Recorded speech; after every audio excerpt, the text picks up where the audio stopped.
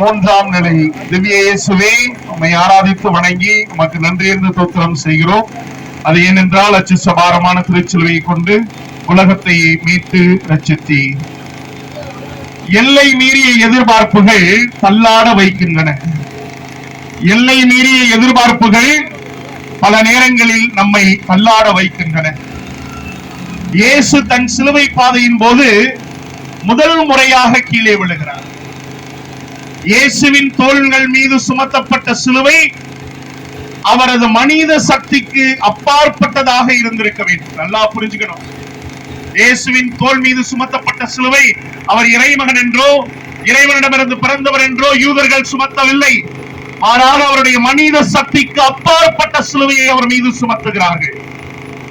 உலகின் பாவங்களை எல்லாம் ஒட்டுமொத்தமாக ஒருவரின் தோள் மேல் சுமத்தினால் அவர் கீழே விழத்தானே செய்வார். அளவுக்கு மீறிய பாரம் ஆண்டவரையே தள்ளாட வைக்கிறது. இன்று பல குடும்பங்களில் அளவுக்கு மீறிய பாரத்தை ஒவ்வொரு குடும்பத்தில் இருக்கக்கூடிய சகோதரன் சகோதரி சுமக்கிறார் என்றால் அவர் தள்ளாடி போகிறார். தன்னுடைய நிலையை உணர்ந்து வருந்தி நிற்கிறார். நம் குடும்ப வாழ்க்கையும் தள்ளாட செய்கிறது. எல்லோரையும் ஒரே விதமாய் ஆண்டவர் படைப்பதில்லை. நன்கு நீங்கள் இந்த நவகாலத்தில் புரிந்து கொள்ள வேண்டும். எல்லோரையும் ஒரே விதமாக ஆண்டவர் படைப்பதில்லை. சிலருக்கு அறிவு, சிலருக்கு ஆற்றல், சிலருக்கு உடல் பலம், சிலருக்கு மனோதிடம் என ஒவ்வொருவரையும் ஒவ்வொரு விதத்தில் ஆண்டவர் ஆசீர்வதித்திருக்கிறார். ஆனால் அதை புரிந்து கொள்ளாமல் கணவரிடமோ அல்லது மனைவியிடமோ இருக்கும் நல்லவற்றை பார்க்காமல் இல்லாதவற்றிற்காகவே ஏங்கி ஒருவரை ஒருவர் வசைபாடி வருத்தத்தில் தள்ளாட வைக்கும் குடும்ப தலைவனும் குடும்ப தலைவியும் இன்று ஏராளம். ஒருவருடைய இருப்பை கண்டு அதிசயத்து ஆச்சரியத்தில் இருப்பதல்ல, மாறாக அவரிடத்தில் இல்லாததை கண்டு என் பிள்ளையிடம் இது இல்லை, என் பெற்றோரிடம் இது இல்லை என்று ஒவ்வொரு முறையும் அவரிடத்தில் இல்லாததை சொல்லி கீழே விழ வைக்கிறோம்.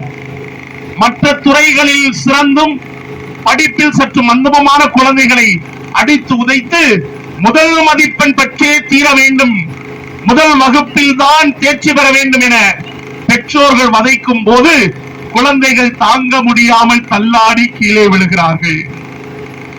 பெற்றோர்கள் தங்கள் பிள்ளைகளின் தகுதிக்கு மட்டுமல்ல மீறிய சாதனையை வெற்றியை எதிர்பார்க்கும் போது குழந்தைகளின் உடல் மட்டுமல்ல மனமும் நொந்து போகிறது.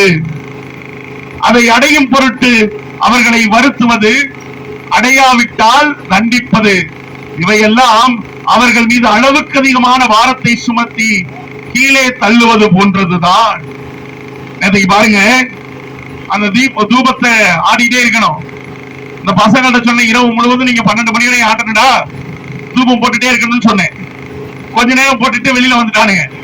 நான் கூப்பிட்டு கேட்டேன், என்ன ஆச்சு? கை வலிக்குது ஃபாதர். அப்ப அவர்களுடைய மனநிலையை புரிந்து கொண்டு கொஞ்ச நேரம் ரெஸ்ட் எடுங்கடா என்று அவர்களை தட்டி கொடுத்த போது ஒரு 2 பரோட்டா வாங்கி கொடுத்தோன்னே பயங்கர உற்சாகமாயிட்டான். இனி நான் சொல்லவே வேண்டியதில்லை, தானாக செய்யக்கூடிய மனப்போக்கு. பல நேரங்களில் நம்முடைய குடும்பங்களிலும் ஒருவருடைய இயலாமையை புரிந்து ஏற்றுக்கொள்வதில்லை, அவருடைய கஷ்டத்தை புரிந்து நாம் விட்டுவிடுவதில்லை, மாறாக அவரை துன்பப்படுத்துகிறோம். சில நேரம் குழந்தைகளும் கவனித்துக் கொள்ள வேண்டும்.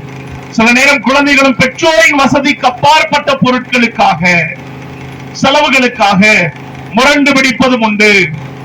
எல்லோரும் வசதியாய் பிறப்பதில்லை. வசதி படைத்த சிலரை பார்த்து அவர்களைப் போல நாங்களும் நடத்தப்பட வேண்டும் என பிள்ளைகள் இங்கே ஆசைப்படலாம். ஆனால் அதற்கான சூழல் பெற்றோருக்கு இல்லை என்பதை தயவு செய்து பிள்ளைகள் புரிந்து கொள்ள வேண்டும்.